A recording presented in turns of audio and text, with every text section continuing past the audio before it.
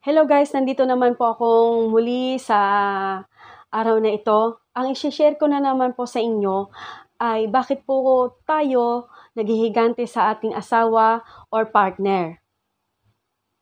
Guys, gusto ko lang pong sa inyong sabihin na hindi po maganda ang naghihiganti tayo sa ating kapwa. Kung nakita man po natin ang ating asawa o partner na nag-cheat sa atin, syempre nasaktan din tayo guys, 'di ba? Sa part natin. Hindi naman po natin kailangan na maghigante para manakitin tayo ng ating kapwa. Hindi po 'yon tama, guys. Oo, nasaktan ka man dahil sa ginawa sa iyo ng partner mo o ng asawa mo. Syempre, dahil sa gusto mo ring masaktan siya, kaya ang gagawin mo, maghihiganti ka. Maghahanap ka rin ng ibang lalaki o ng babae na pwede mong balikan.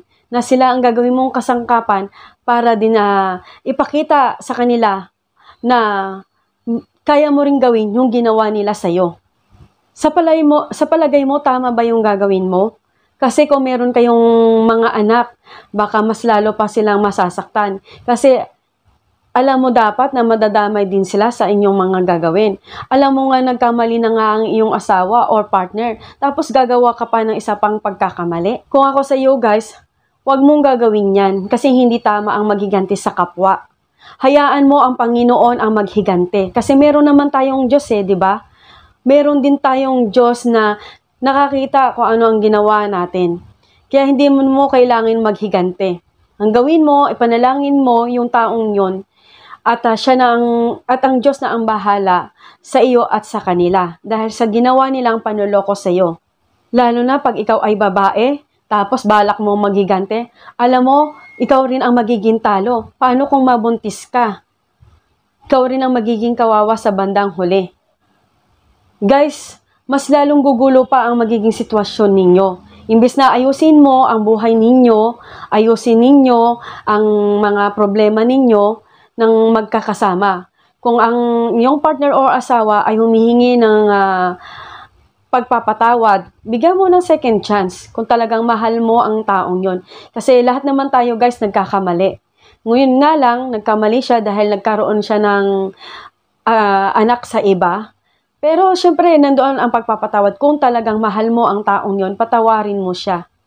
Pero guys, kung hindi mo naman kayang patawarin, kasi syempre, tao lang tayo Hindi tayo basta-basta nakakapagpatawad agad-agad. Kailangan din natin na maghilom ang sugat ng ating puso.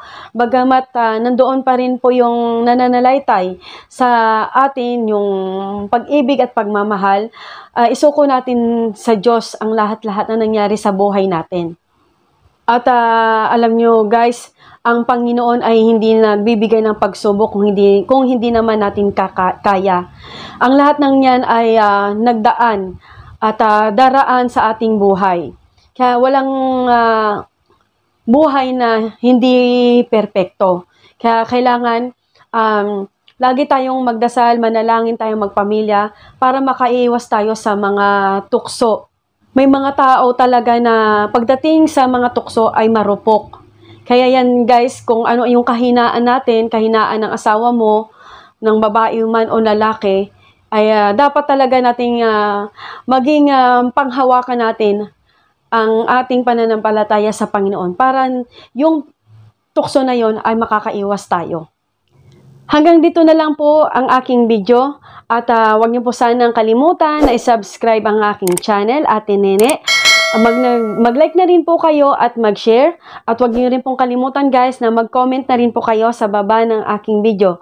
Maraming pong salamat sa inyo guys. Paalam!